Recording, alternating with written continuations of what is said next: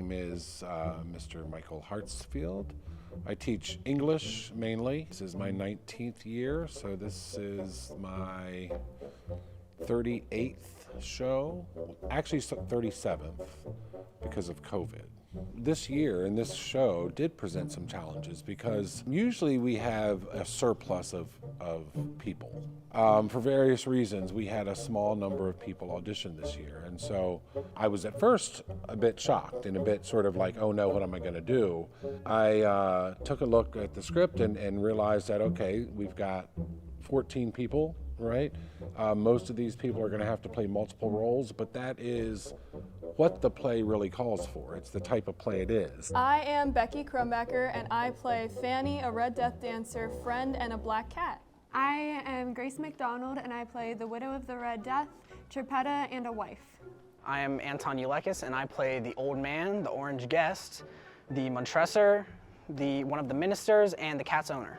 I'm Kirk Dodson. I'm playing Edgar Allan Poe and Poe in the Dreams of Madness. With musicals, it's a little easier, right? Because you can put 20 people in the chorus or 30 people or whatever, right? Plays, it's a little harder. Well, it's, you know, to be able to maybe refocus and say, all right, if we're going to have smaller plays, that opens up a whole range of shows that I wouldn't have considered before.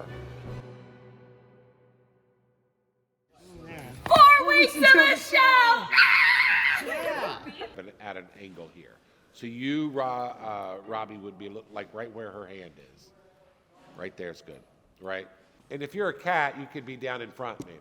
Oh, okay. You guys got to get closer.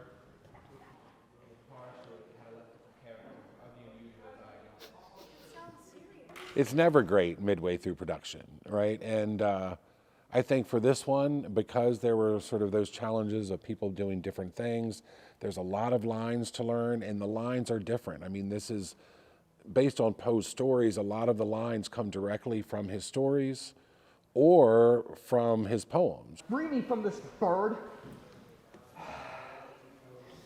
Once upon a midnight, hellish. Things have been going well. People have been learning their lines, learning where they're supposed to go for blocking. I'm not gonna lie, I feel like the play kind of seems like a fever dream, but I think that it would be like a really cool vibe if I was like sitting in the audience watching it with all the lights and all, so I thought it would be like really cool. And I feel good about it. I feel pretty good. Yeah, I agree with that. They've been going really well, and the cast has been starting to get closer. Guys, stop.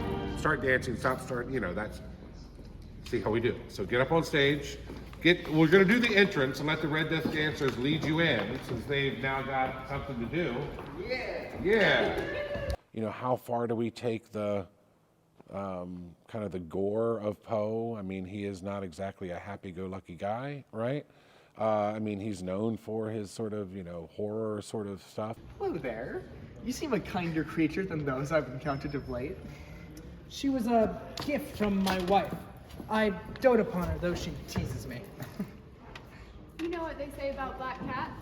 What do they say? That they're witches in disguise. She jokes about superstition. You're a lucky man.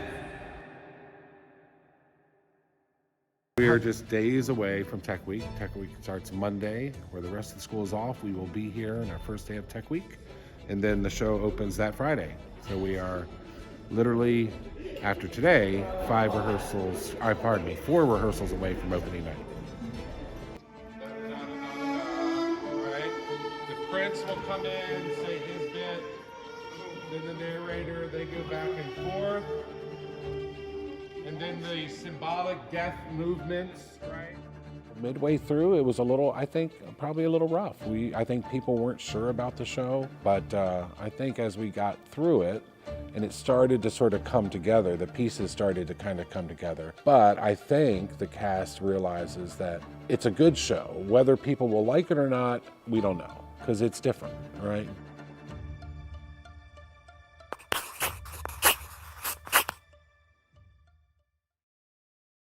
One more rehearsal to go, final dress rehearsal. I'm excited, cast is ready. Try to keep the pace going so that we're not lagging behind tonight.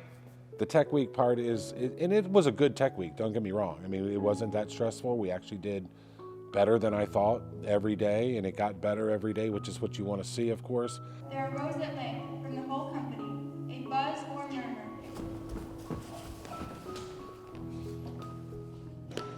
It's a weird perspective as director at this point, right? Because I have sat through a couple months of rehearsals. I've seen and read the show now, I don't know how many times. It's hard for me to look at it objectively anymore.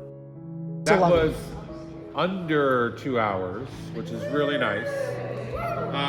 So tomorrow we should be good to go. We want to make sure we keep that same pacing up. Kids who have come in being skeptical, they've been forced to come because their friend made them, whatever, right? Usually end up loving it. If not because of the on-stage experience, because of the backstage experience, the friends, it's like a new family for 2 months. Yeah, it sucks that that new family is then gone, but you don't, you remember those experiences as you go along, and the same is true in high school, right? I think there always is that sense of nervousness in any production, but it's just been really fun, it's been really exciting, and I think we're all just like really excited to just perform our best. It's senior year, last play, so it's kind of sad, but overall I'm excited for it. I mean, it's gonna be a great show, so yeah.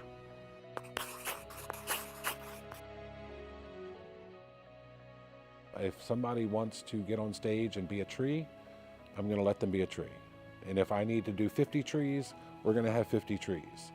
Because this is not a performing arts school. This is people giving up their time, and if they are willing to give up their time and perhaps embarrass themselves and make a fool of themselves on stage, I'm not gonna stop them.